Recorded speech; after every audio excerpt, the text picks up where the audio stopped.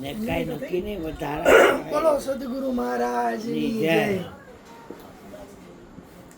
અત્યારે શ્રાવણ માસ ચાલે છે. હા. બધાય મંદિરો એકદમ શણગારેલા, જાજરમાન, ધજાકા પતાકા ને રોશની ને શિવના મંદિર બધા એકદમ શણગારેલા. કારણ કે આ માસ આખો શિવ ભગવાનનો છે.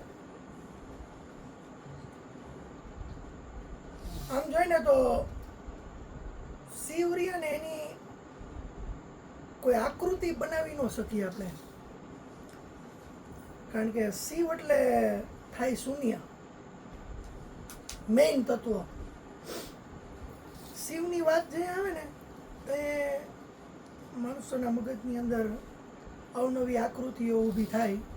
પણ કોઈ પણ ભગવાનની મૂર્તિ કે કંઈ બનાવવું હોય તો પથ્થરની પસંદગી કરી અને પછી એની માથેથી આવરણ હટાવી અને એક રૂપ દઈએ ને એટલે આપણને ખબર પડે કે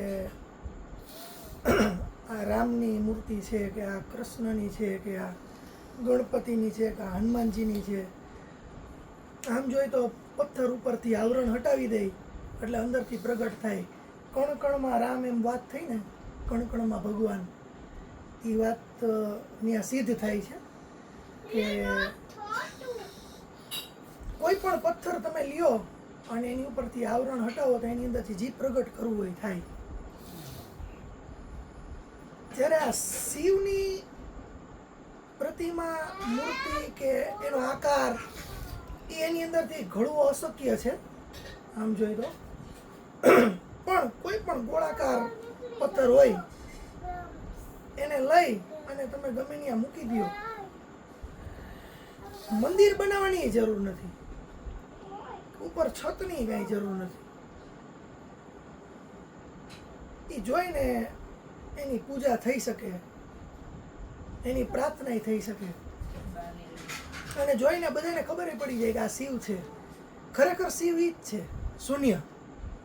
એનો આકાર નથી, એનું રૂપ તમને જો કહેવામાં આવે, કાકાએ વાત કરી ને કે ગોખણીયું જ્ઞાન હોય, એ વાત કરતા હોય તો એ કોઈક વસ્તુની માનો કે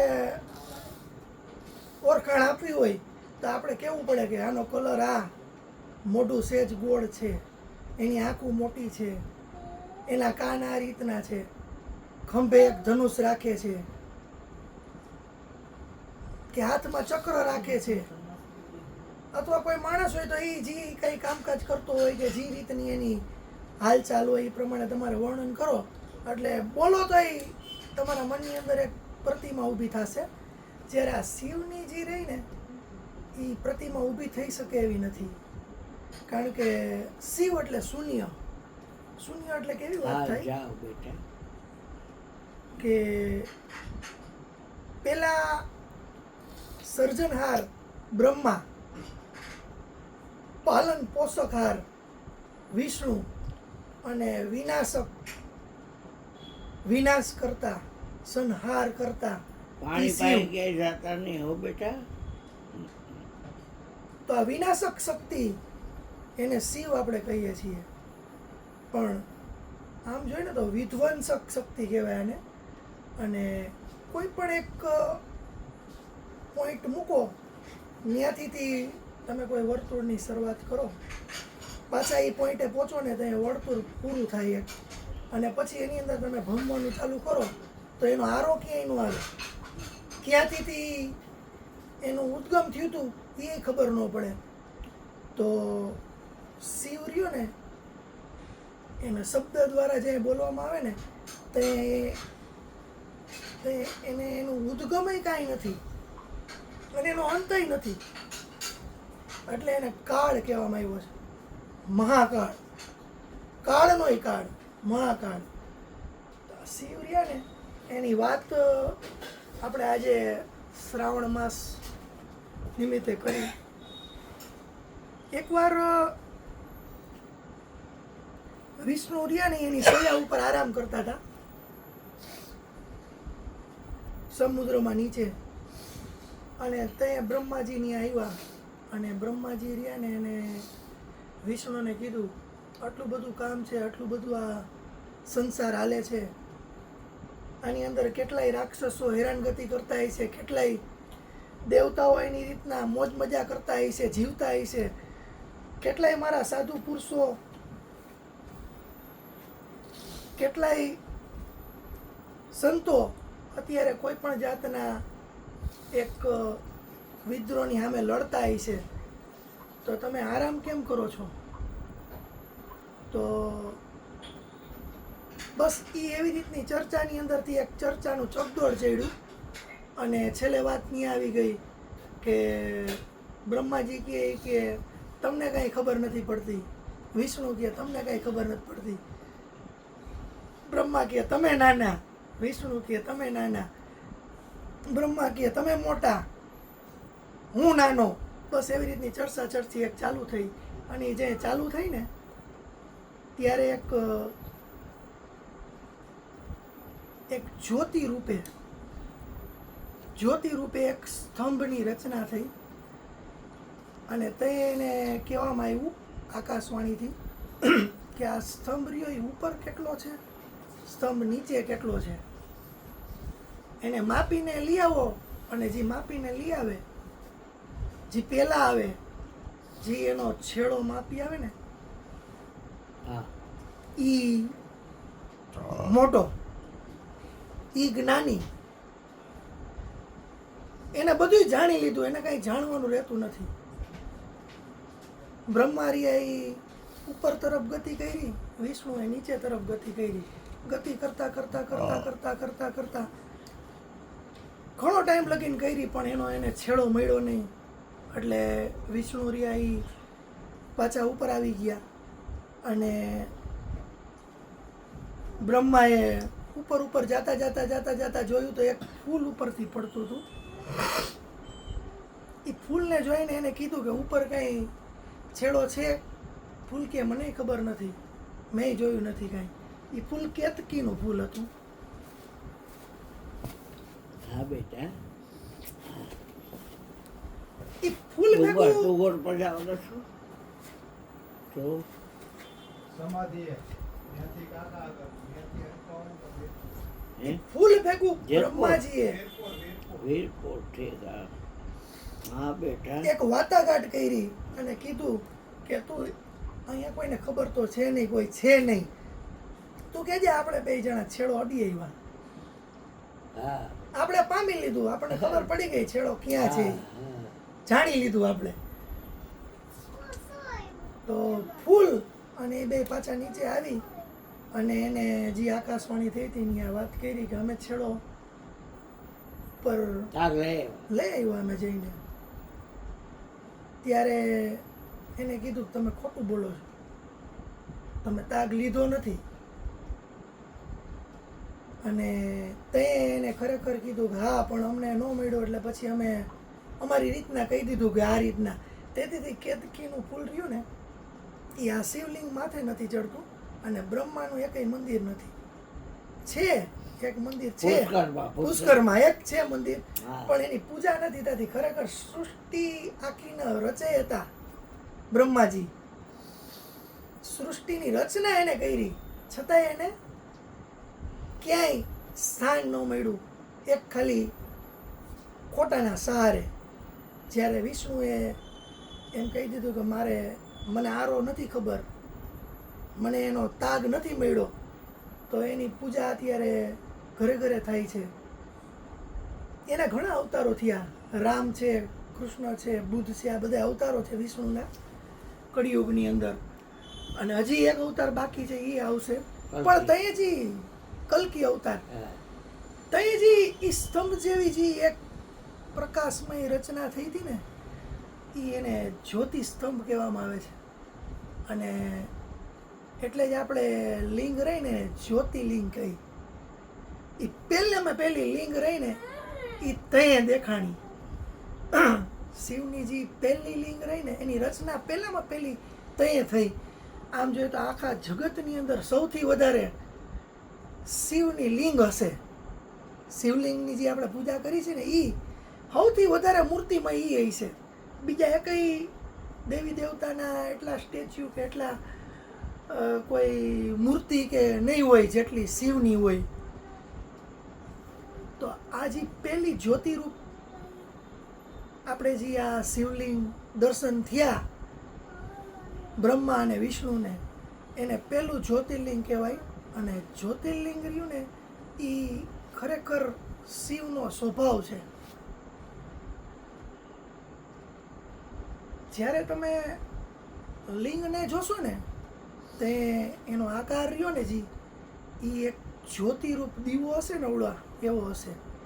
દીવાની જે રચના રહી ને આમ ગોળાકાર એ ટાઈપનો જ લિંગનો આકાર છે. અને આ દીવો રહ્યો ને જી એ જ્યોતિ છે. અને કહેવાય છે લિંગને જ્યોતિર્લિંગ. તો શિવ એટલે શૂન્ય.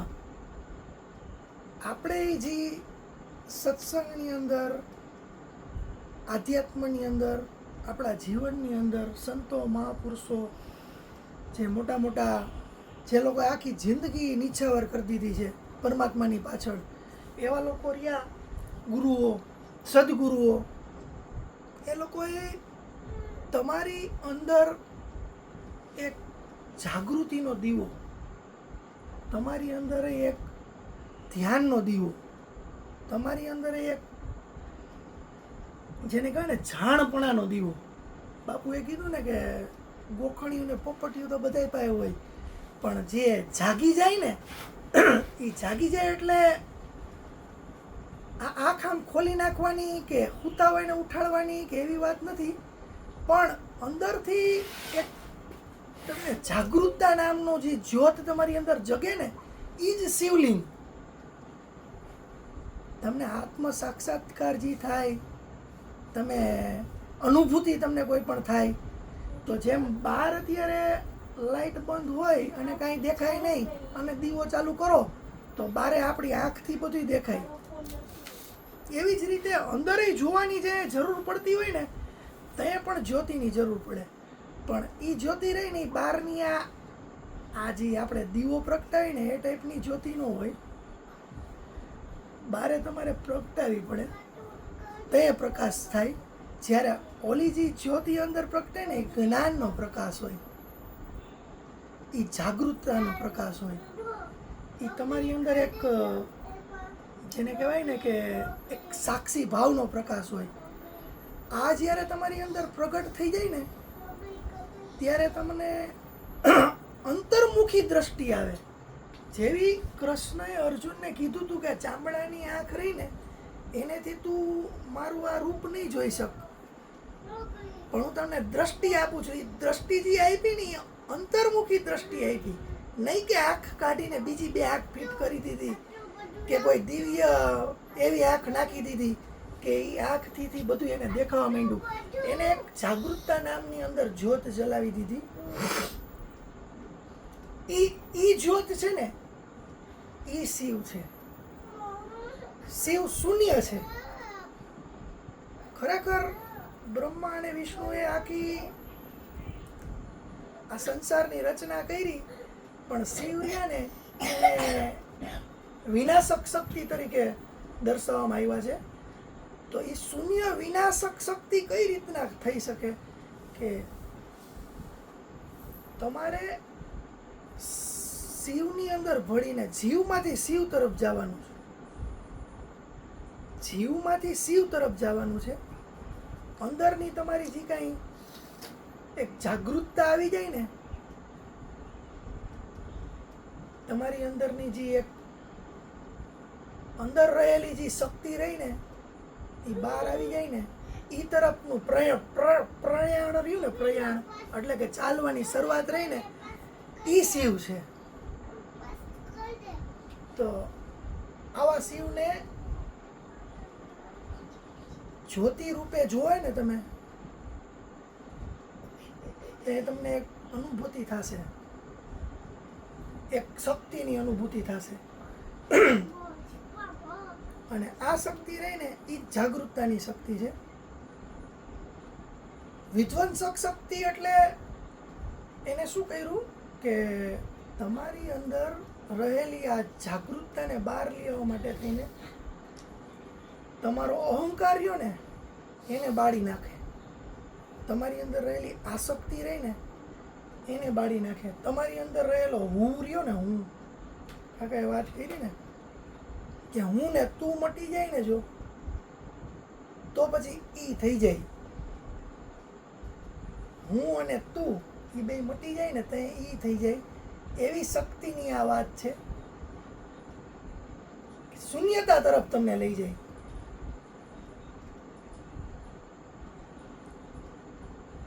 જ્યારે જ્યારે સદગુરુ, ગુરુ, સંતો, મહાપુરુષો આપણને જીવથી શિવની વાત કરતા હોય ને તો આ વાત કરતા હોય છે.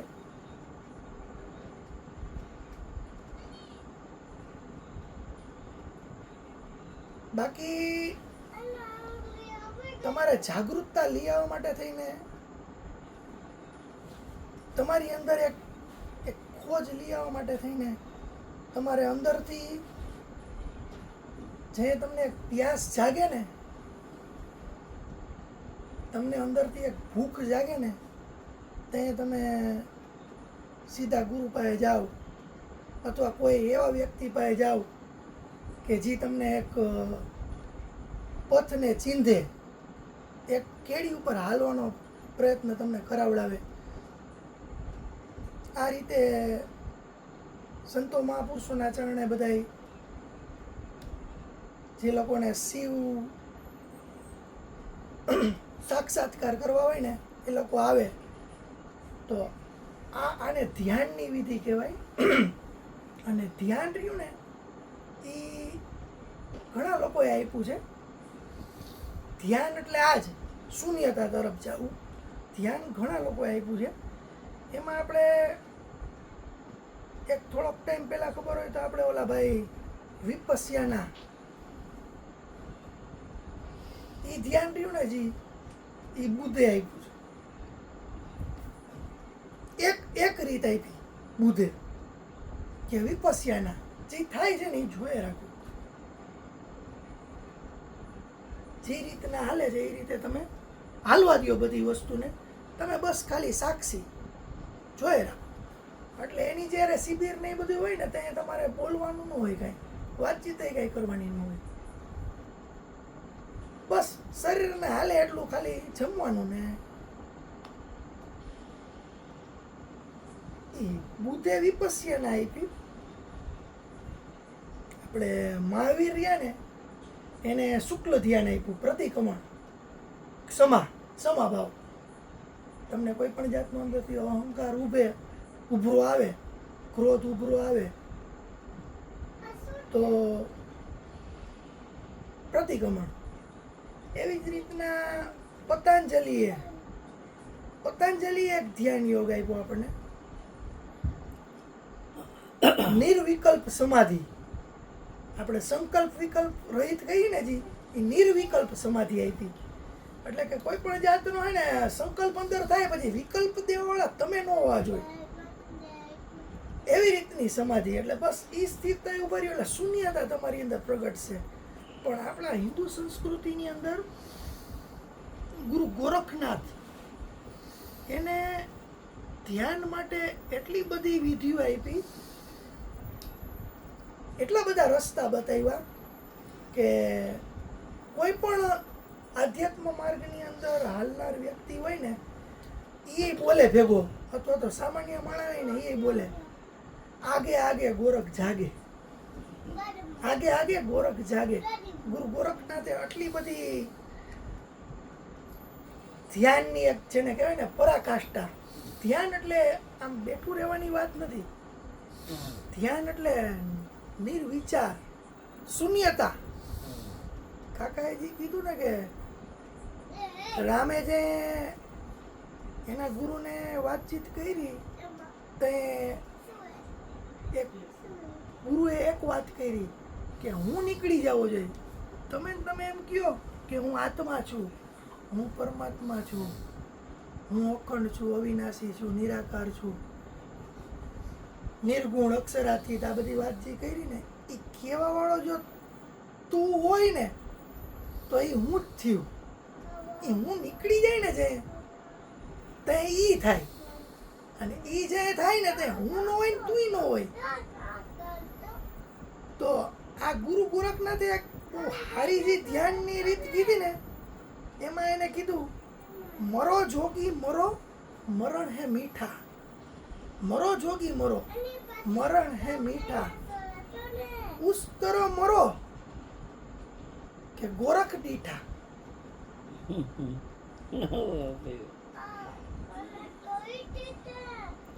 ઉસ તરો મરો ત્યો ગોરખ દીઠા. એટલે કે મરી જવું એટલે કઈ ડેમમાં પડી જવું કે ગાડીમાં કે પાટા ઉપર હુઈ જવાની ને એવી વાત નથી. આ પણ તમારી અંદર રહેલો જે હું રહ્યો ને એને મારવાની વાત છે. શિવની જે ભક્તિની વાત આવશે ને,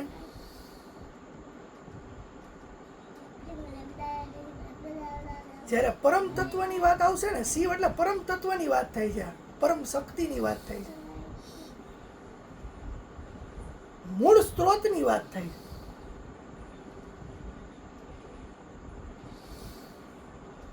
તો ગોરખનાથે જે રીતની વાત કરી ને એ રીતે જો આપણે કરીને તો બસ ખાલી હું ને મારી નાખો તોય અહીંયા ને અહીંયા સાક્ષાત્કાર, ક્યાંય જવાની જરૂર નથી. જ્યાં હોય ત્યાં મરો જોગી મરો મરણે મીઠા, બીજું કાંઈ નહીં. મહાવીરે એની રીતના કીધું, બુદ્ધે એની રીતના કીધું, પતંજલિ એની રીતના કીધું, પણ ગોરખે તો નદીઓની આખી માયા ઝાડ ગોઠવી દીધી છે, બધી સમુદ્ર તરફ જાય છે. એ જ રીતના આપણે હરજીવન બાપાએ, અરુણ બાપુ, મયુર બાપુ, એ બધાએ કીધું, આવો તમને ઓળખાવી દઉં, આવો તમને ઓળખાવી દઉં.